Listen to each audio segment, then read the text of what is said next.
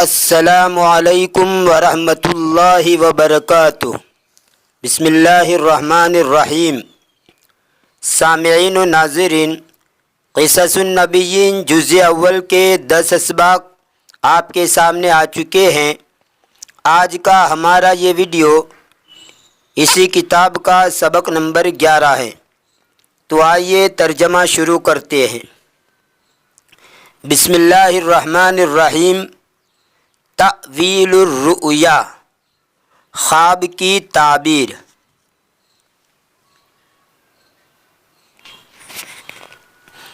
وَلَمَّا فَرَغَ يُوسُفُ مِن مَوْعِظَتِهِ أَخْبَرَهُمَا بِتَأْوِيلِ الرُّؤْيَا، اور جب یوسف علیہ السلام ان کی پند و نصیحت سے فارغ ہو گئے تو ان دونوں کو، یعنی شاہی ساقی اور اسی طرح باورچی، ان دونوں کو خواب کی تعبیر کی خبر دی۔ قال، یوسف علیہ السلام نے کہا، اما احدکما فیسقی ربہ خمرا، بہرحال تم میں سے ایک تو وہ اپنے آقا کو شراب پلائے گا، واما الآخر فیسلب فتأکل الطیر من رأسہ، اور بہرحال دوسرا تو ان کو سولی پر لٹکایا جائے گا، پس اس کے سر سے پرندے کھائیں گے۔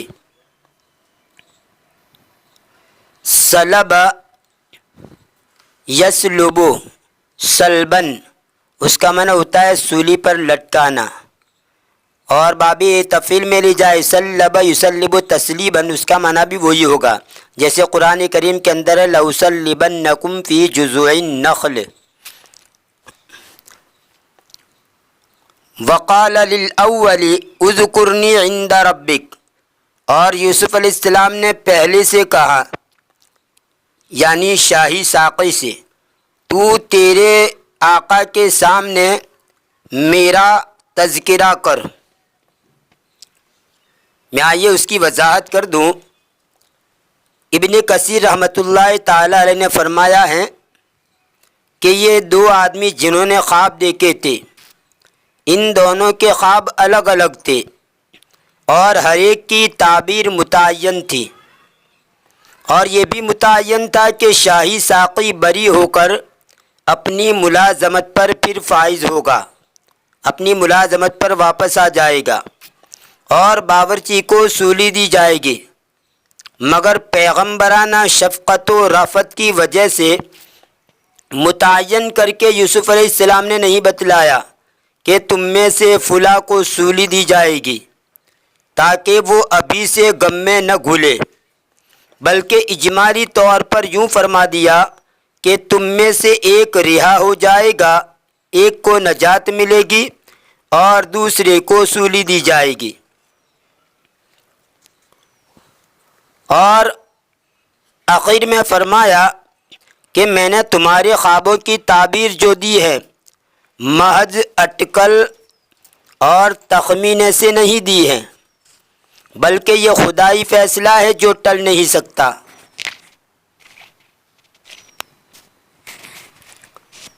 جن حضرات مفسرین نے ان لوگوں کے خوابوں کو غلط اور بناوٹی کہا ہے، انہوں نے یہ بھی فرمایا ہے کہ جب یوسف علیہ السلام نے خوابوں کی تعبیر بتلائی تو یہ دونوں بول اٹھے کہ ہم نے تو کوئی خواب دیکھا نہیں، محض بات بنائی تھی۔ اس پر حضرت یوسف علیہ السلام نے یہ جملہ فرمایا تھا، قضی الامر الذی فیہ تستفتیان، چاہے تم نے یہ خواب دیکھا ہو یا نہ دیکھا ہو، اب واقعہ یوں ہی ہوگا جو بیان کیا گیا۔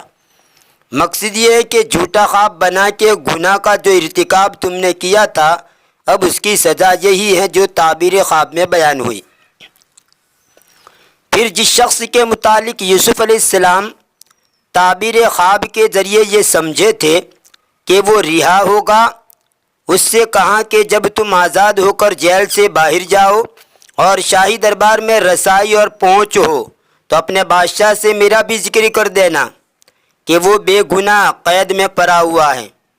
مگر اس شخص کو آزاد ہونے کے بعد یوسف علیہ السلام کی یہ بات یاد نہ رہی، جس کا نتیجہ یہ ہوا کہ یوسف علیہ السلام کی آزادی کو اور دیر لگی، اور اس واقعے کے بعد چند سال مزید قید میں رہی۔ قرآن کریم کے اندر اس جگہ پر بضع سنین کا لفظ آیا ہے۔ یہ بضع کا لفظ جو ہے 3 سے لے کر 9 تک صادق آتا ہے، 9 تک بولا جاتا ہے، 3 سے لے کر 9 تک اس کا اطلاق ہوتا ہے۔ بعد مفسرین نے فرمایا کہ اس واقعے کے بعد 7 سال مزید قید میں رہنے کا اتفاق ہوا۔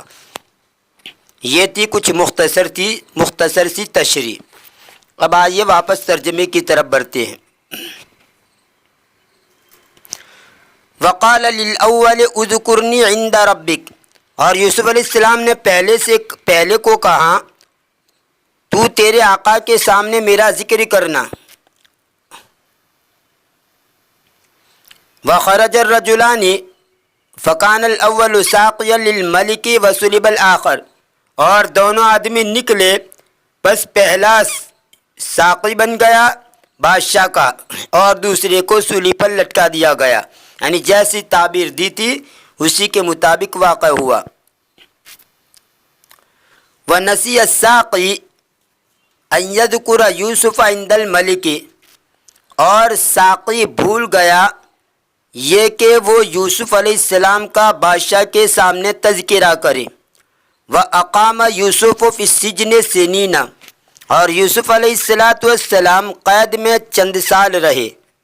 یا سنین سے مراد جیسا کہ میں نے کہا مفسرین نے 7 سال بتلائے ہیں کہ 7 سال مزید قید کے اندر وہ رہے۔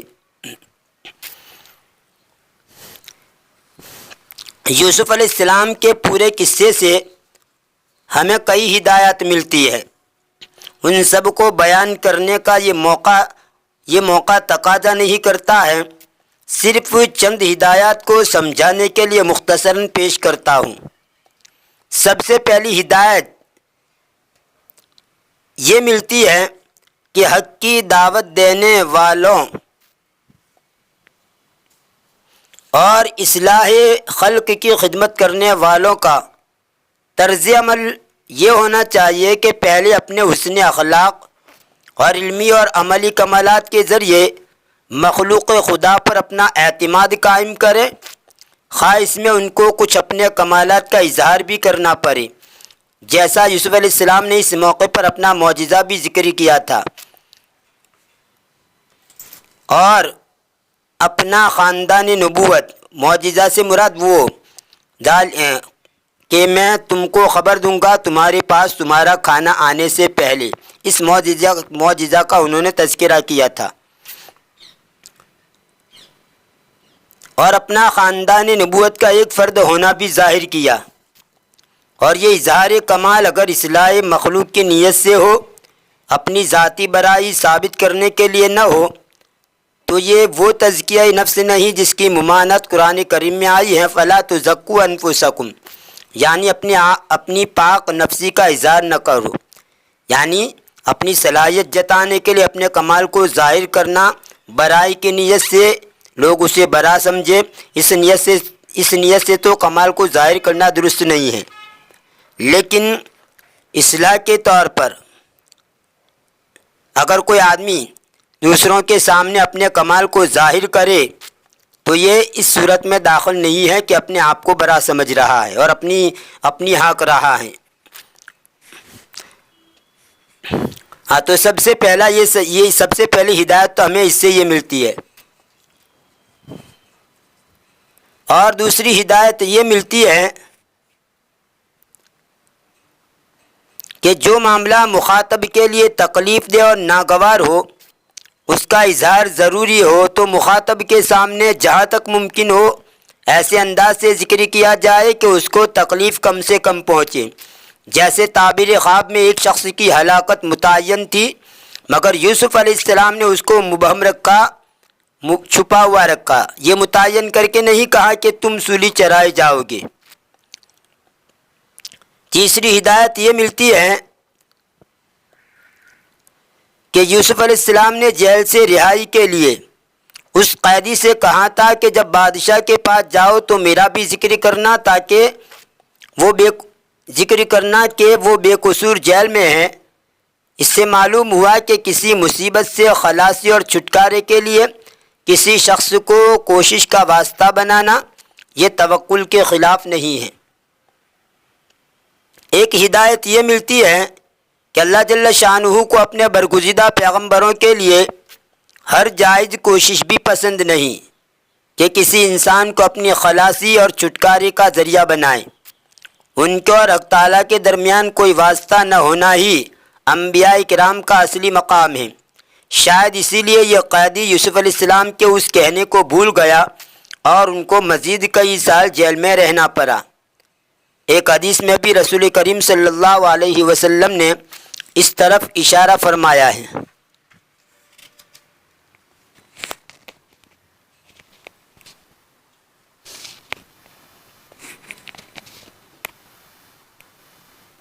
رؤیا الملک، بادشاہ کا خواب۔ حق تعالیٰ جل شانہ نے یوسف علیہ السلام کی رہائی کے لیے پردہ غیب سے ایک صورت یہ پیدا فرمائی کہ بادشاہ مصر نے ایک خواب دیکھا جس سے وہ پریشان ہوا۔ اپنی مملکت کے تعبیر دینے والے اہل علم اور کاہنوں کو جمع کر کے تعبیر خواب دریافت کی۔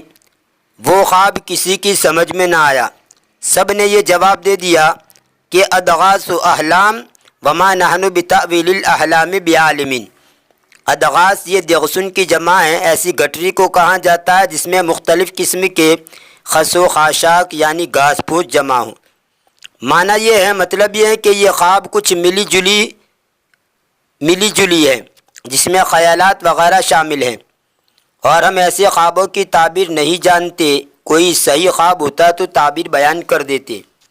ان اہل علم نے اور کاہنوں نے یہ جواب دیا۔ اس واقعے کو دیکھ کر مدت مدید کے بعد، لمبی مدت کے بعد، اس رہا شدہ قیدی کو یوسف علیہ السلام کی بات یاد آئی اور اس نے آگے بڑھ کر کہا کہ میں آپ کو اس خواب کی تعبیر بتلا سکوں گا۔ اس وقت اس نے یوسف علیہ السلام کے کمالات اور تعبیر خواب میں مہارت اور پھر مظلوم ہو کر قید میں گرفتار ہونے کا ذکر کر کے یہ چاہا کہ مجھے جیل خانے میں ان سے ملنے کی اجازت دی جائے۔ بادشاہ نے اس کا انتظام کیا۔ وہ یوسف علیہ السلام کے پاس حاضر ہوا۔ قرآن کریم نے اس تمام واقعے کو صرف ایک لفظ فارسلون فرما کر بیان کیا ہے، جس کا معنی ہے مجھے بھیج دو۔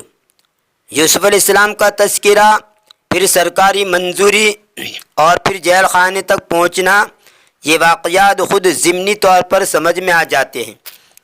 ضمنی طور پر کا مطلب جیسے آپ یوں سمجھیے کہ اگر میں 100 روپے کہوں تو 100 روپے صراحتاً تو میں نے 100 روپے کہے، لیکن اسی 100 روپے کے اندر 50 روپے بھی آ گئے، 20 روپے بھی آ گئے، 15 روپے بھی آ گئے، تو اگرچہ صراحتاً 50-20 میں نے نہیں کہا، لیکن 100 کہنے کے اندر یہ سب آ جاتا ہے، تو اس کو کہا جاتا ہے ضمنی طور پر، یعنی صراحتاً نہ صحیح لیکن اس کے اندر یہ سب باتیں، یہ مطلب جو چیزیں ہوتی ہے وہ آ جاتی ہیں۔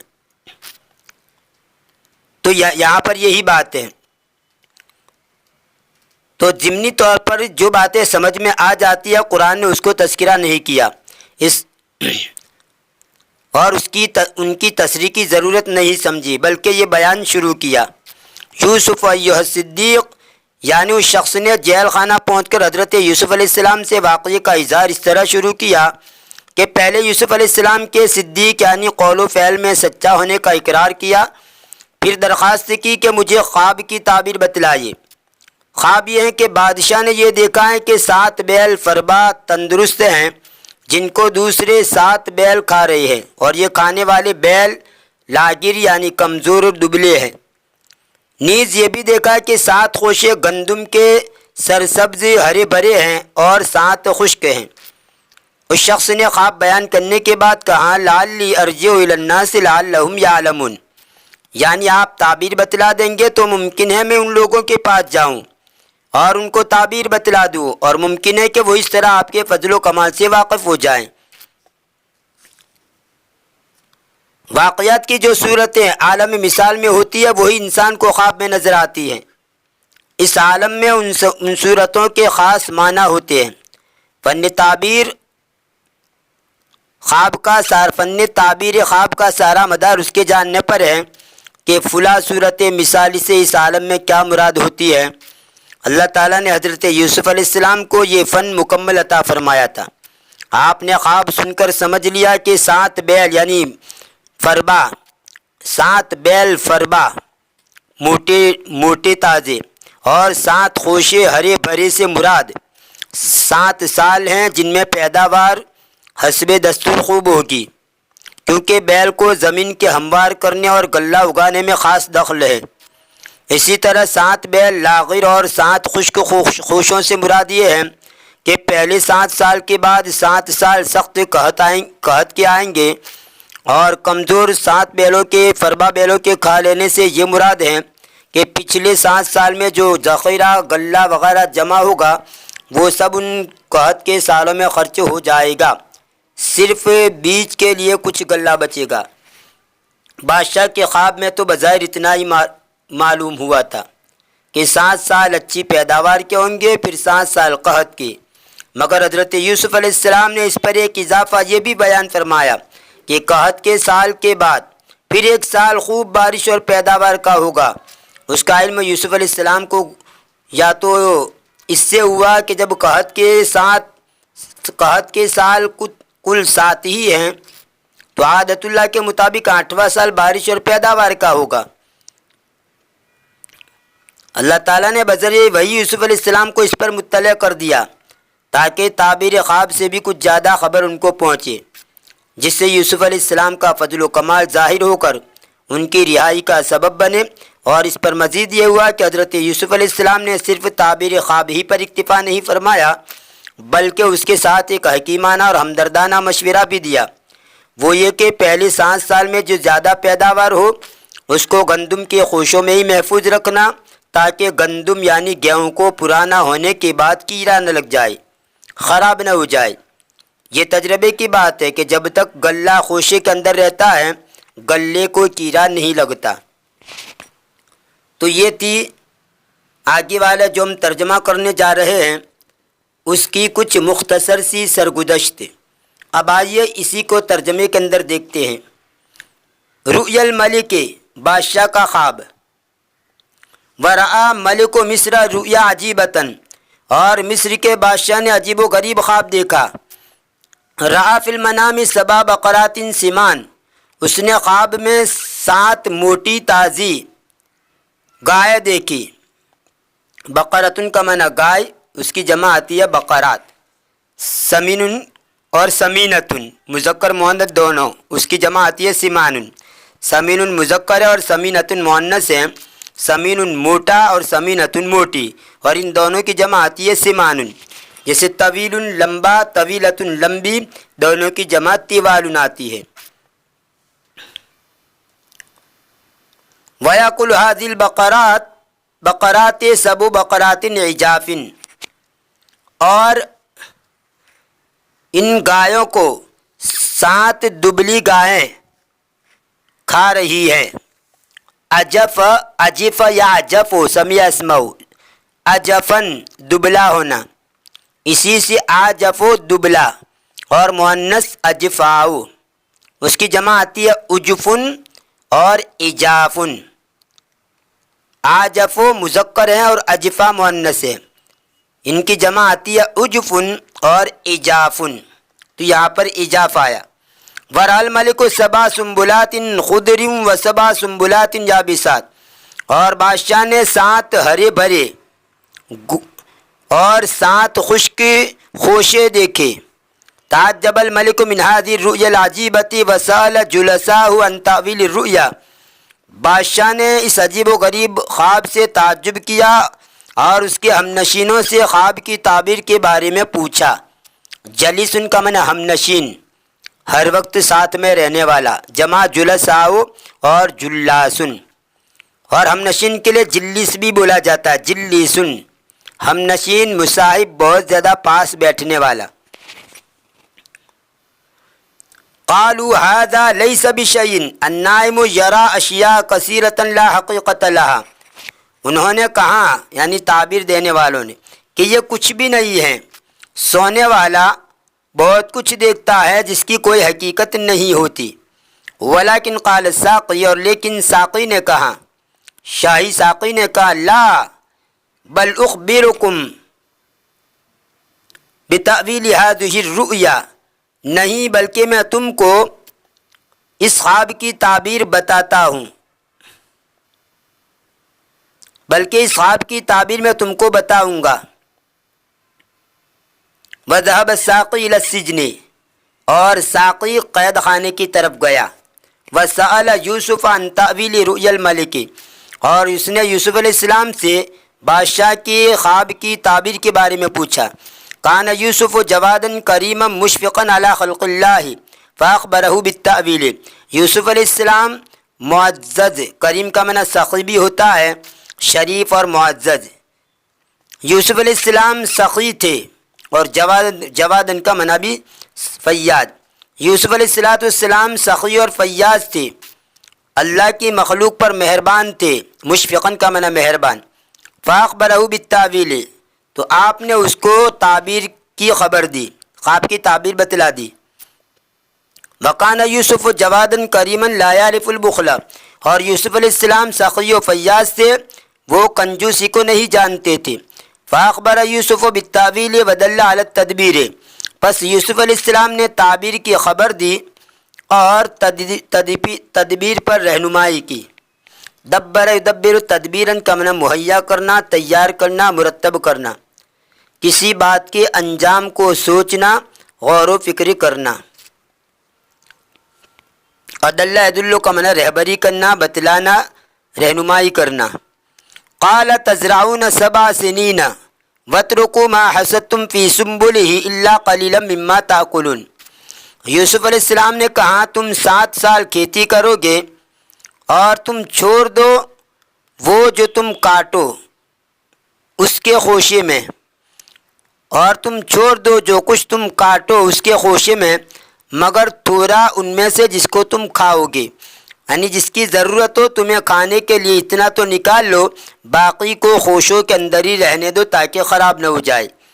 وَيَكُونُ بَعْدَ ذَلِكَ قَحْطٌ عَامٌ تَأْكُلُونَ فِيهِ مَا خَزَنْتُمْ إِلَّا قَلِيلًا، اور اس کے بعد ایک عام قحط آئے گا، قحط عام یعنی چھایا ہوا عام، اور اس کے بعد ایک عام قحط ہوگا جس میں تم کھاؤ گے وہ جو تم نے جمع کیا ہے مگر تھوڑا، یعنی تھوڑے کو چھوڑ کر جو کچھ تم نے جمع کیا ہے اس کو تم کھاؤ گے۔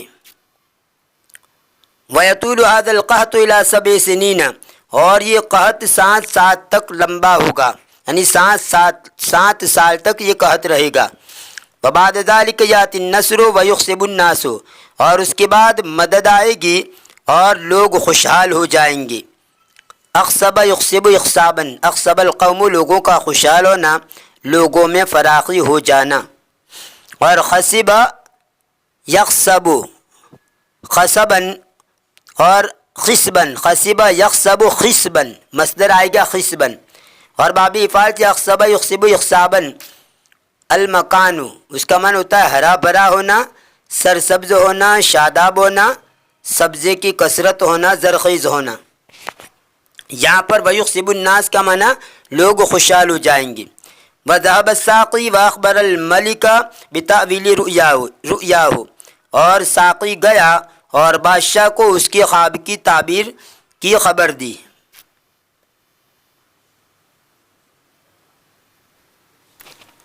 جب بادشاہ نے یہ تعبیر سنی تو وہ بہت ہی خوش ہو گیا، اور اس کے بعد کیا صورتحال پیش آئی انشاءاللہ آنے والی ویڈیو کے اندر اس کو آپ کے سامنے پیش کیا جائے گا۔